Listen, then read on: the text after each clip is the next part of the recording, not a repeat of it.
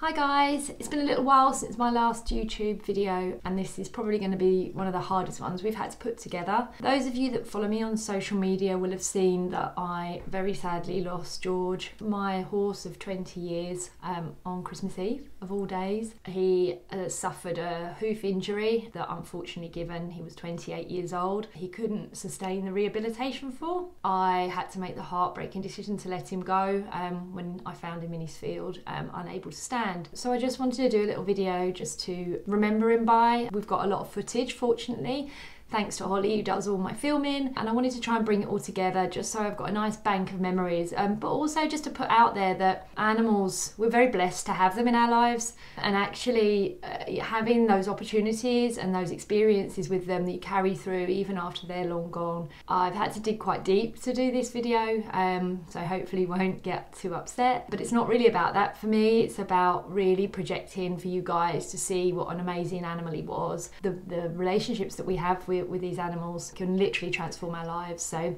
hope you enjoy it.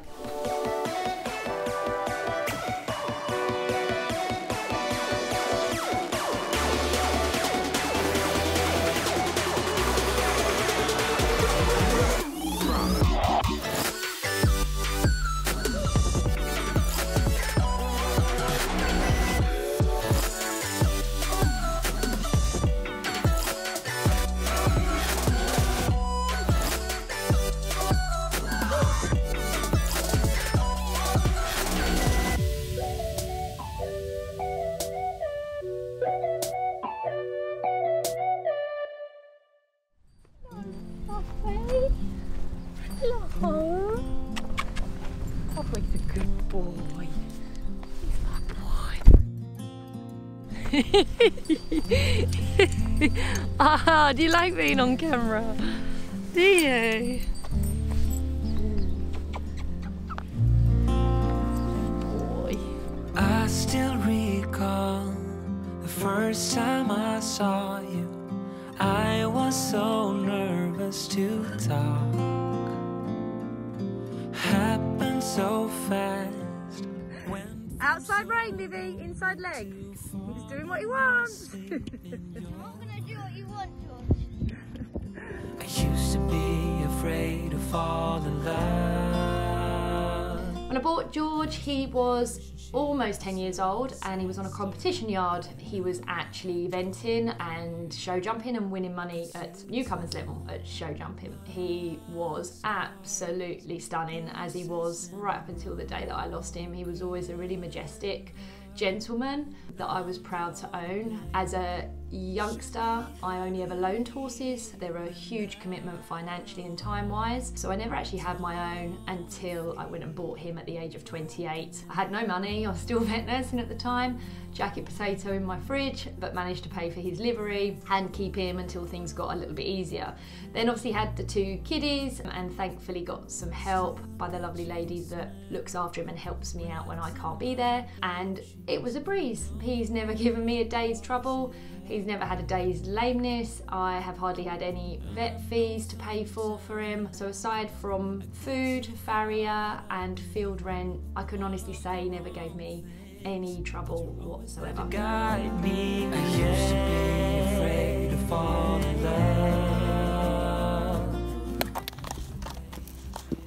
Georgie. He's posing. He's posing. 'Cause you took my scars, bruises and broken heart, and numbed all the pain. Show me how to heal, and now I don't feel broken anymore. When I first got him, we did a few shows. I used to fly around the countryside like an absolute lunatic on him. I was well overhorsed. I had to get some lessons to ride him and to learn about him because he was such an amazing animal. And at the time I was a happy hacker, very confident but not much finesse. We did some shows together. We always did really well when I could remember the course. He never ever let me down. Until I decided one day that actually I found these shows really stressful and decided that we were going to have a quieter life. George at this point was about 16, so he was quite happy to do a little bit less jumping. So we've just done some sponsored rides and been to the beach and just hacked out through lovely countryside, essentially for the rest of his life. Took my scars, bruises and broken heart. George was so amazing. I managed to ride pregnant. I rode as soon as I wasn't pregnant anymore and had the babies, and the babies were with me. When those babies grew up and were able to ride, he taught them to ride. He has helped me socialise and train more dogs than I can even remember now. All of mine, including many of my clients' dogs. And not just to be around him, but to actually be able to hack out, have the dogs running free with me. He never spooked, he was never uncomfortable with them around. If they got high energy, he would just stand still. So he just made my life so much easier.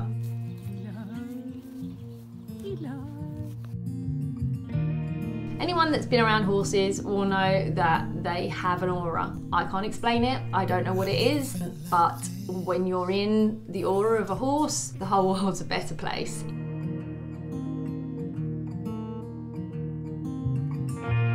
It only took one kiss to know that you're everything I need, everything I need.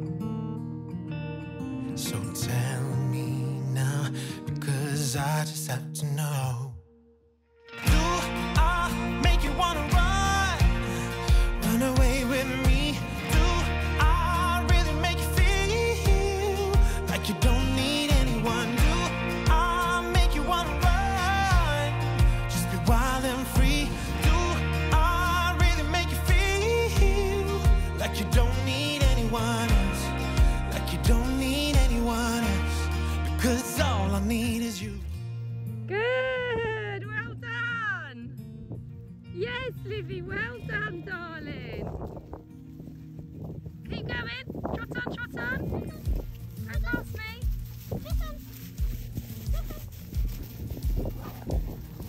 Yeah, well done. You know, they use them as therapy animals for a really good reason. They're amazing for disabled children and people struggling with mental health issues. Just being in the space of a horse can completely transform your life. Obviously, you know that of following the YouTube videos that I've had autoimmune condition my whole life and have had flare-ups with it prior to diagnosis. I used to get to George sometimes barely awake, so fatigued. I didn't really know what to do with myself. I just needed some time out. And within 20 minutes of being in his space, the world was always a better place. So I'm struggling a little bit now because George was my soulmate. He's been there for me through thick and thin, but he was also my time away and probably the only place that I actually genuinely switch off and relax. The dogs are amazing and I love my time with them, but they are work as well as pleasure, and often I will go off on my own and have lovely walks with them, but for the majority of the time I'm with people, I'm working with them, or I'm stressing about whether I'm doing enough for them. And I just didn't really have that with George. You look amazing, don't you? 27.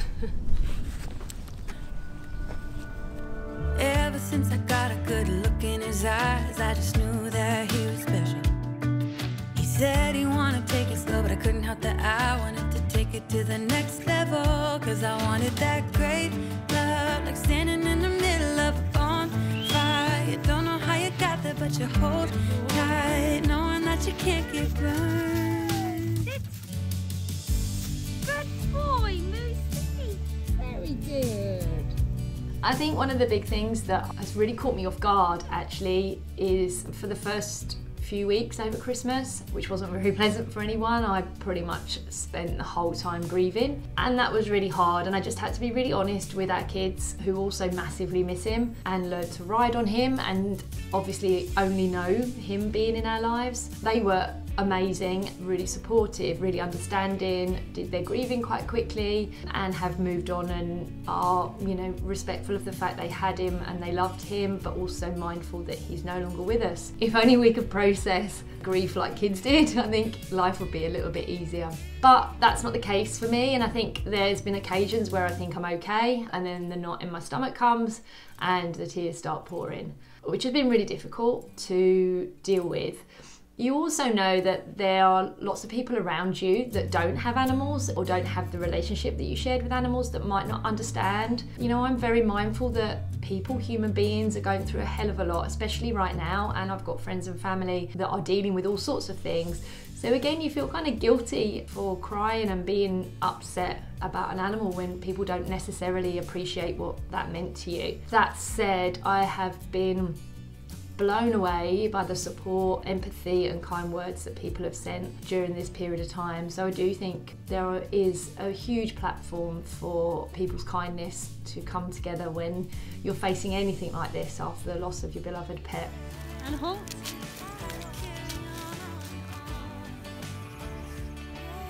And moving on.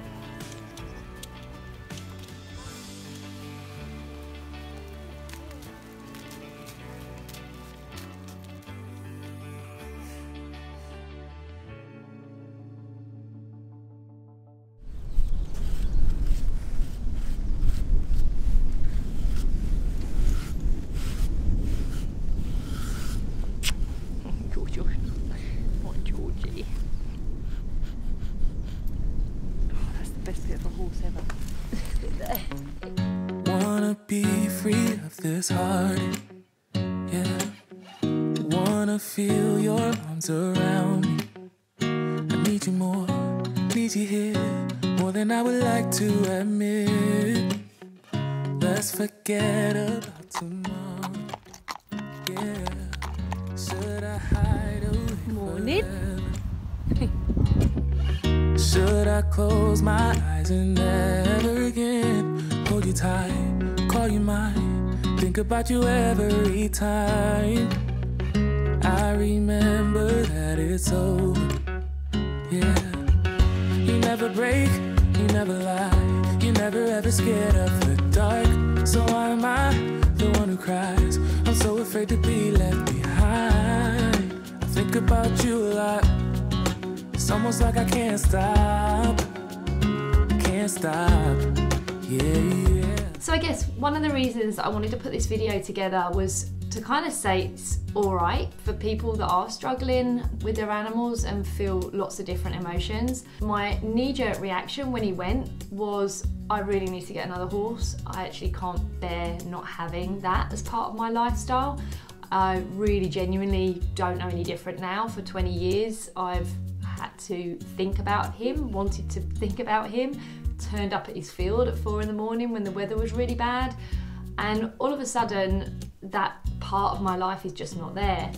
But to think about getting another horse brings guilt for myself, that I am kind of doing something that I shouldn't be, even thinking about it, worrying about what everybody else would think. And also, George was part of our family. Would I feel the same about having that with another horse and a different horse? So I'm very, very torn right now about how I feel, and the commitment of taking on another horse that won't be him and may not be as easy as he was. I've then got quite a lot of anger.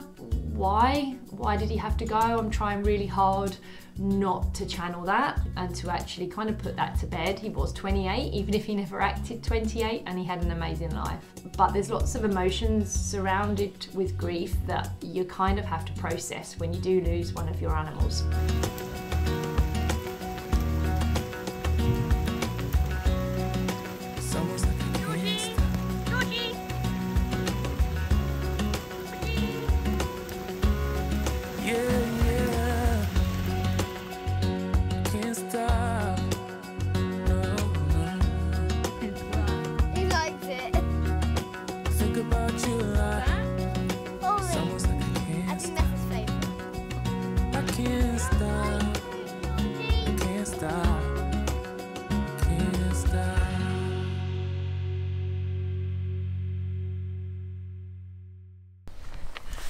Putting your best face on.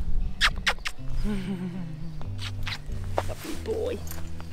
So, just to finish up, I really hope you enjoyed that little montage of all the things that I've done with George over the last few years. I'm absolutely blessed to have spent the time that I had with him. I know a lot of people just thought he was one of the most amazing horses they'd ever met. I will always be grateful for that time that I spent with him, and I will always miss him. I have managed to save his shoes and a little bit of his tail, which is terrible that they're the only things I've got left of him, but I've got a lovely girl that's going to put them in a frame, all polished, so that I can always remember him along with my video and my photos. So guys, for any of you struggling right now after the loss of an animal, I totally understand what you're going through. I've got a huge amount of empathy for that. It will get easier. I know that it will get easier. I will never forget him, and time is not really a healer.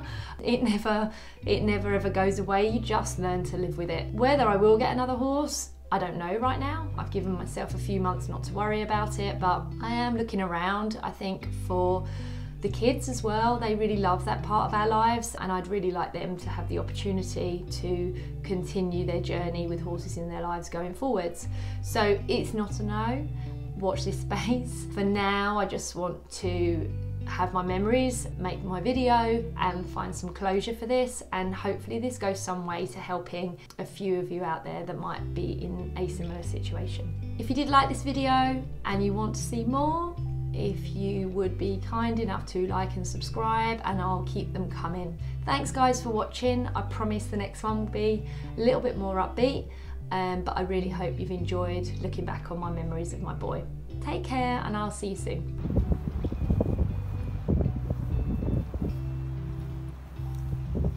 Darling, are you dreaming? Are you dreaming?